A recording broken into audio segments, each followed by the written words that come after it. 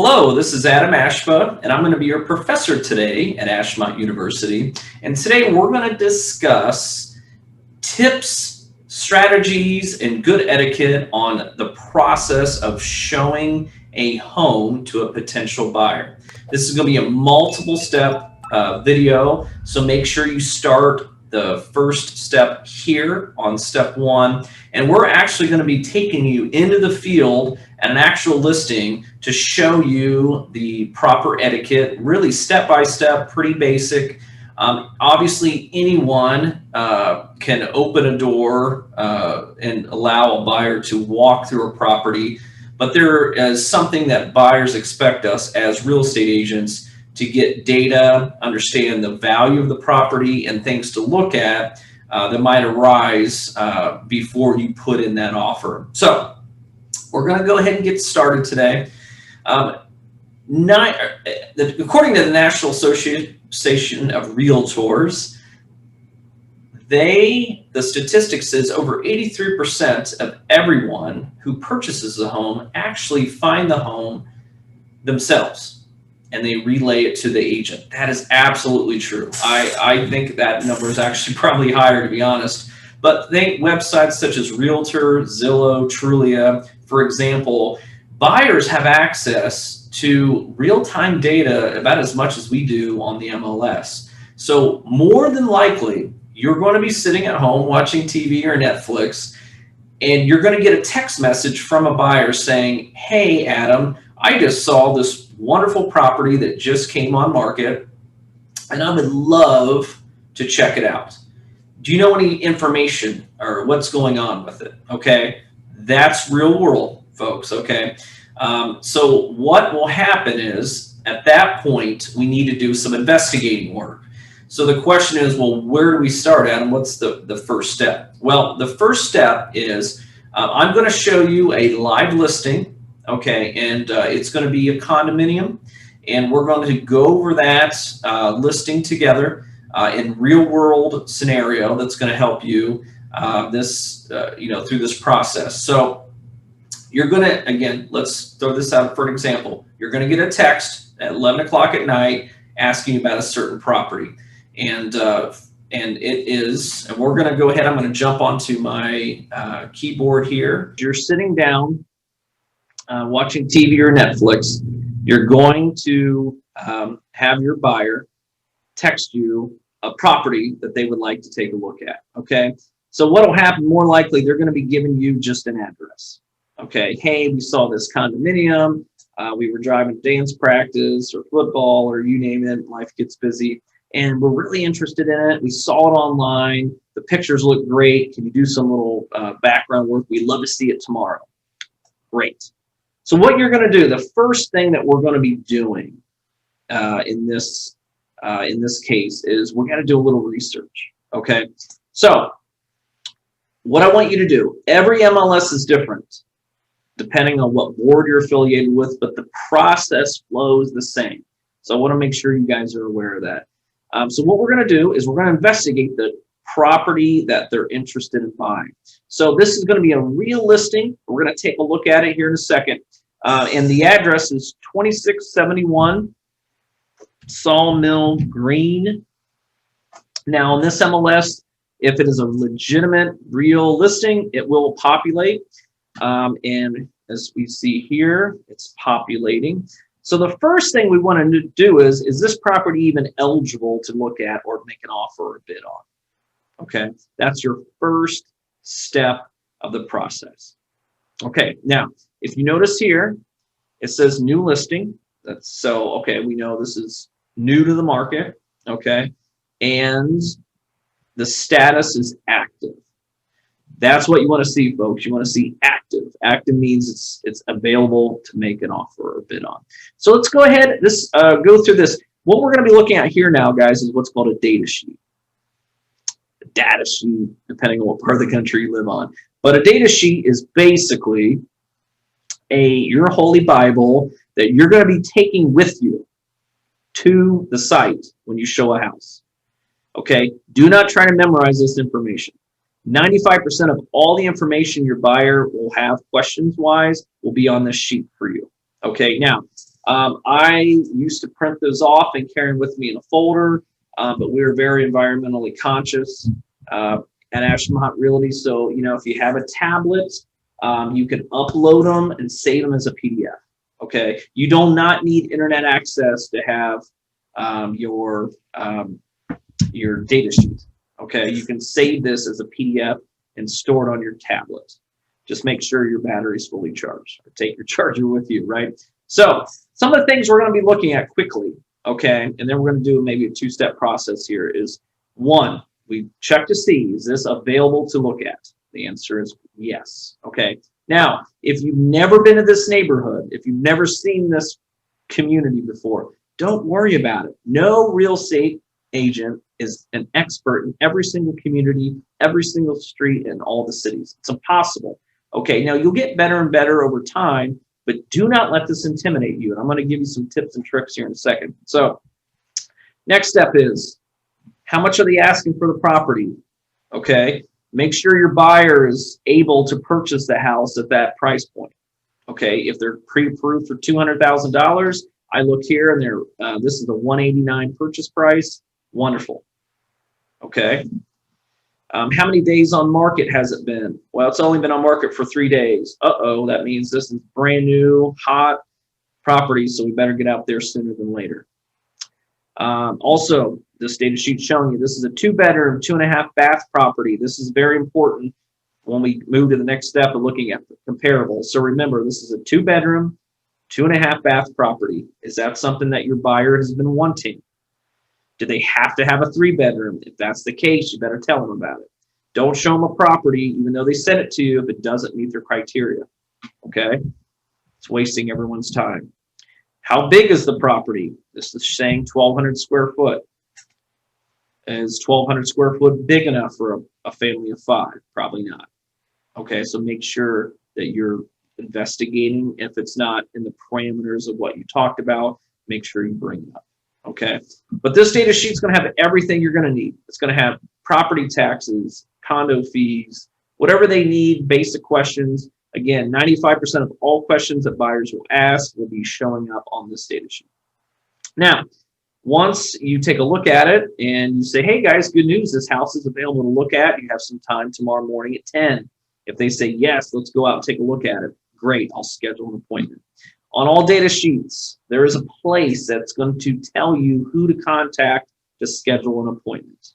Okay, and sometimes you're calling the agent that lists the property. Sometimes the showing service, like an office desk. Very rarely ever it's going to be the seller. Okay, could that happen? Absolutely, but very rarely. Okay, so on this data sheet here, if you look at the very bottom, it says showing phone, and it has a phone number.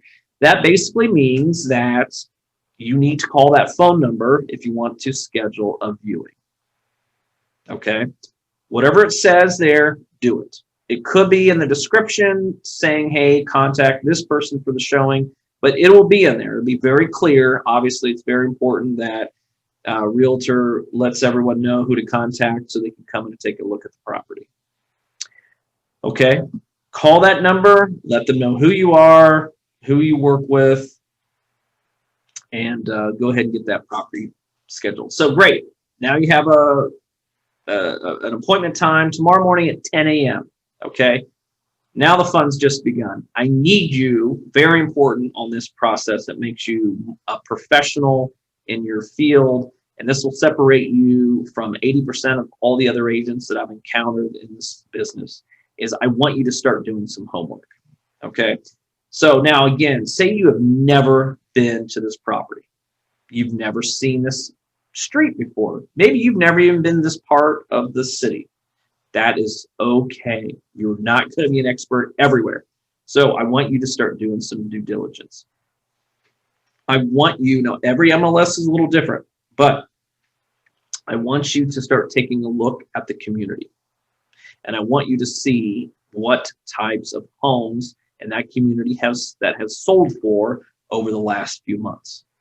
Because we want to know, and your buyer will want to know, if this house is priced fairly.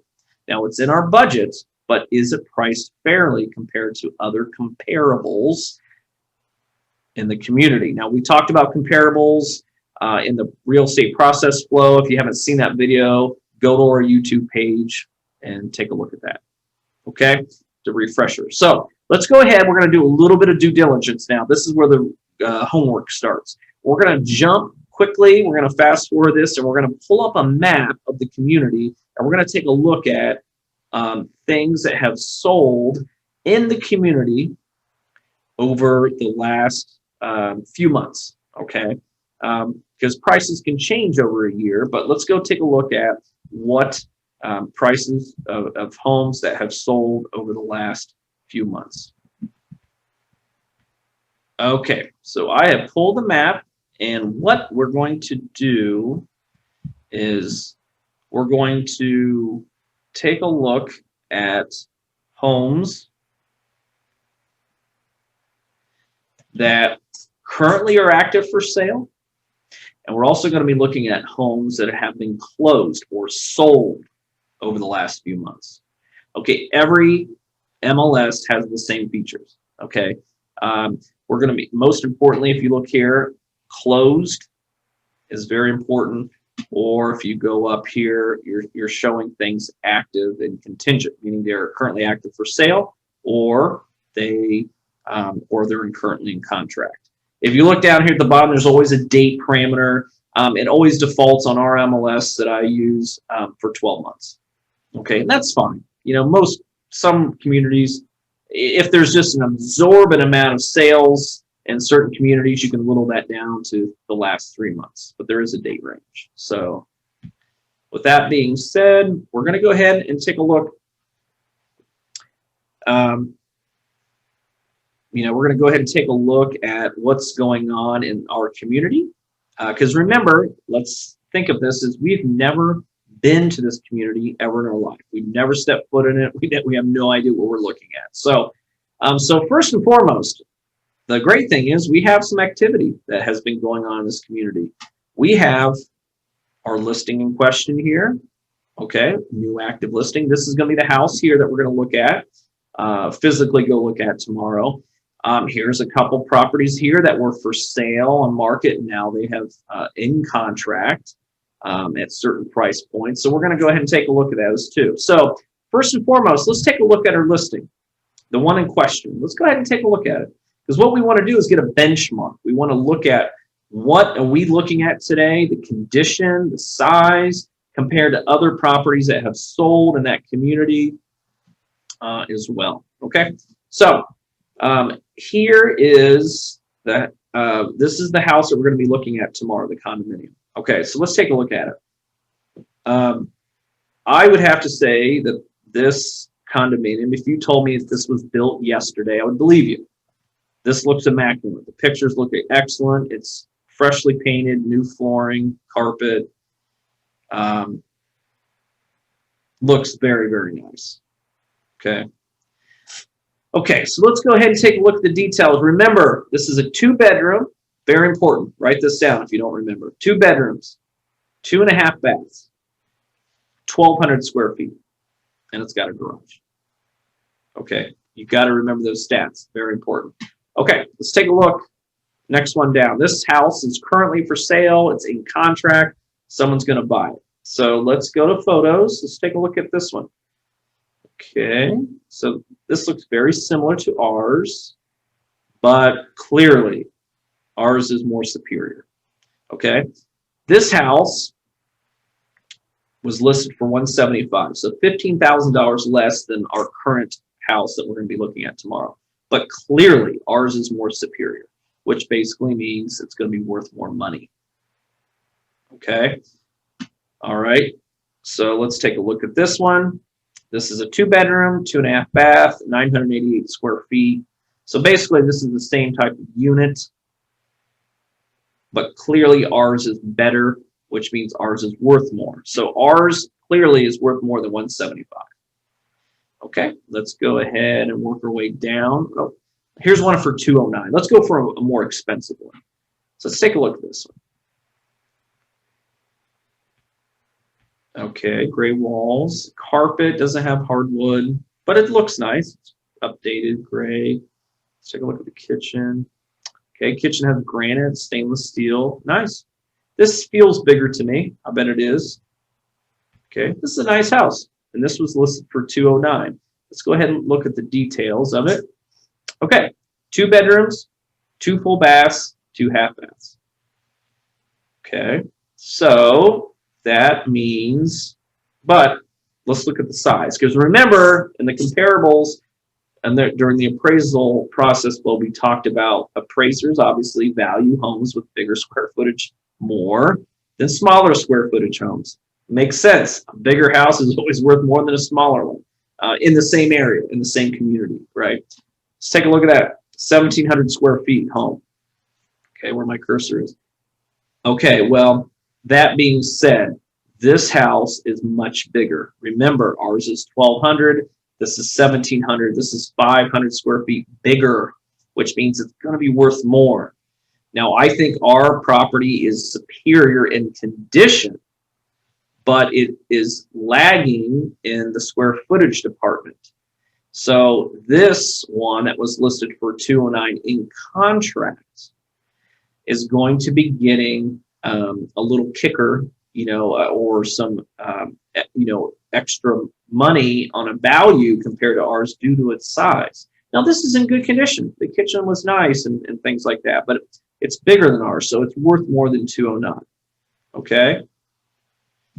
So final one. Let's take a look at this one, $189.9. This is exactly the same price as our listing that we're going to look at tomorrow. Quickly look at pictures. Nice home, a little dated, no granite. I mean, it's nice, but Mickey Mouses look cute, right? But, well, the basement's nice. Okay, this house is nice. It's fine. Not as superior as in quality and upgrades, but definitely nice. Let's go ahead and take a look at the details on this. Now, remember, it's the same list price. Look at the square footage, 200 square feet bigger. So it's not as nice as ours that we're looking at tomorrow, but it's a little bit bigger. Okay, so the conclusion is this. Our home is priced about right due to it's small compared to some of these other ones, but it makes up for it in the quality of the finishings and the updates. Does that make sense? It's not like the 175 one. That's exactly the same floor plan. It's much more superior than that, but it's not as big as the house that was listed for $209. So it's somewhere in between there. And at $189, that's a pretty fair price. Will it sell for $189? I don't know. That's up to a buyer. But an appraiser is going to be doing the same type of process flow when he's looking at valuing this property. My gut feeling says this house will be appraised and is absolutely worth what the seller's asking for it. That doesn't mean they're going to get it, okay? It just could be bad timing, and no one wants to buy anything that week or two, and they have to take a little less price. So that concludes that. Now, what you need to do is write down this information on your data sheet. You can print these data sheets off. You can save them because you're going to forget, especially if you need to look at 2 or 3 homes tomorrow, with a buyer. You might just forget. You're going to get confused. So make sure you keep this information organized some way. I used to print the data sheets off and keep them together so I can reference them. I've wrote them down and put notes on the data sheet. You can save them and put on your tablet to save paper. It's up to you. Have a process and stick with your process all the time. Consistency is key. You're a business now, right? So, okay. The last thing I want you to do, okay, now you know what you're looking at. You know a little bit about the community. You've seen some other homes that have sold. The last thing I want you to do is remember, you've never been here. You've never been on this street before. You've never been in this part of town. I want you to do a little due diligence on the community, the area, okay? When I say community, not the little condo community, I'm talking the community as a whole. Look at things, because we sell a lifestyle, guys. We sell a lifestyle. Not only do you live in this home, beautiful condo, everything's done for you, but you can get on your bicycle and walk and ride right over to the community park. Okay, so we're gonna, so with that being said, a couple things. Don't complicate it. You can go right here on the map, and you can go to satellite. You can go on your cell phone right here. It says there's a school. Well, maybe there's communities feed in that school, or there might be a playground if your kids want to walk over that playground and play. Just zoom out, take a look at what's going on. How far is the grocery store? Oh, right here. Here's the Columbus Zoo and Aquarium. Boy, in 2 minutes you can be at the zoo if you live in this property, right? Is there gas stations? Are there amenities, grocery stores, the mall, the shopping, easy access to the freeway? Get to know the community a little bit. Now, the nice thing is, once you get familiar with the community, with this research, you'll remember. You might have another client in 8 months from now that's interested in living in that general area, and you'll remember, oh yeah, I've looked at some houses. I have a client looked at some houses over there. That's really nice. It's close to the zoo. It's 5 minutes from the freeway to get downtown to work, and get a little bit of background information on the community, because that's one part of being a realtor, is to understanding the amenities, and most importantly, it's understanding people and their lifestyle, because that's what we're selling. We're selling a lifestyle, not homes. Okay, and I've always said this before: we're in the people business, not the home business. Okay. All right, stay with us. We're going to be going to step 2. We're going to be meeting me in the field, and we're going to do a mock walkthrough. We're going to keep it super simple, guys, and we're going to be doing a mock walkthrough on etiquette, tips, things to look for when you're actually looking at a house. So stay with us.